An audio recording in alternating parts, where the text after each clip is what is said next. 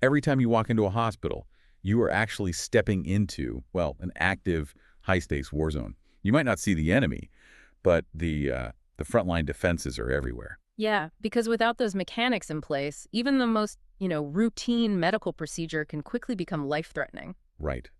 So, welcome to today's deep dive. We are looking at a stack of healthcare training materials on safe and effective care environments. A very heavy stack. Very heavy.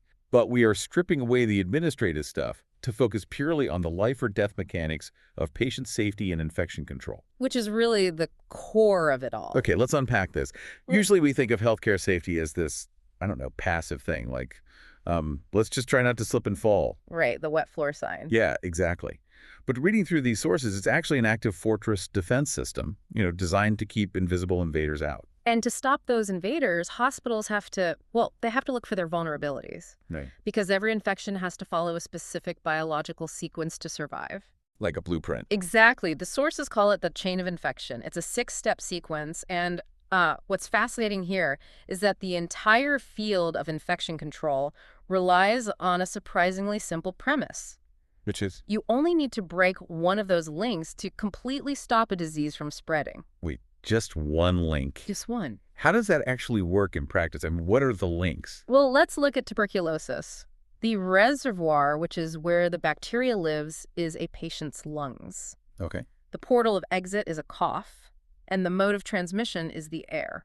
So if you block the air transmission. Exactly. If you physically stop those aerosolized particles from drifting into the hallway, you break the transmission link. Oh, I see. The bacteria never reaches a portal of entry in a new susceptible host. The chain just shatters. Okay, wait, let me push back on that a bit. Yeah. If breaking just one single link stops the whole disease, why are hospital-acquired infections still such a massive global crisis? That is the million-dollar question. Right. Because it sounds super easy on paper, but clearly it's failing in the real world. Is human error the ultimate weak link here? It is human error, yeah. But also contaminated surfaces, lapses in basic hygiene, those risks never truly go away. Because people are people. Exactly. And because that weak link is always present, hospitals can't rely on a single silver bullet. They have to build layered defense systems. It makes me think of like cybersecurity in your computer.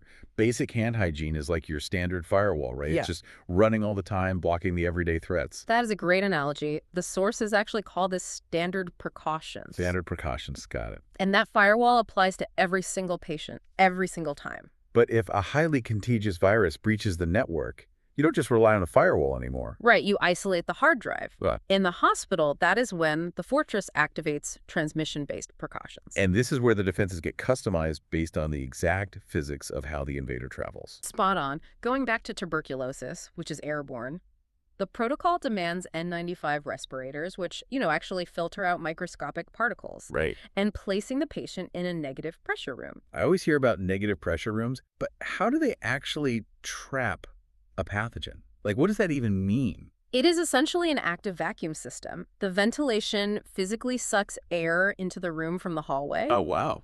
Yeah, and then it pushes it out through high-efficiency filters, so air can flow in, but it can't flow out. That makes total sense. It ensures contagious particles are trapped and neutralized. Exactly. But if you're dealing with a contact threat like MRSA, a notorious staph infection that survives on surfaces and resists antibiotics, the physics are completely different. You wouldn't need a vacuum for that. No, you need a physical barrier. So the tactics shift entirely to strict glove and gown usage. Which means the next time you visit a hospital, those strict gown and glove protocols aren't just, bureaucratic red tape. Not at all. They are a calculated interruption of microscopic physics. I mean, they're active combat strategies protecting you, the community, and the healthcare workers themselves. Yeah, which is why things like needle safety programs are actually mandated by OSHA to protect workers from occupational hazards. That's a really good point. The safety protocols protect the people providing the care just as much as the people receiving it. Wow. So what does this all mean? I guess it means healthcare safety isn't a passive checklist. Far from it. It is a highly engineered, proactive culture of vigilance. But that vigilance is constantly being tested. The sources point out that factors like global travel and antibiotic resistance are accelerating pathogen evolution. Things are changing fast. Very fast. Yeah. Which leaves us with a really critical question to consider. As these variables shift, are our rigid categories of contact, droplet, and airborne precautions agile enough to handle tomorrow's unknown pathogens? Or is our safety infrastructure only prepared for yesterday's outbreaks?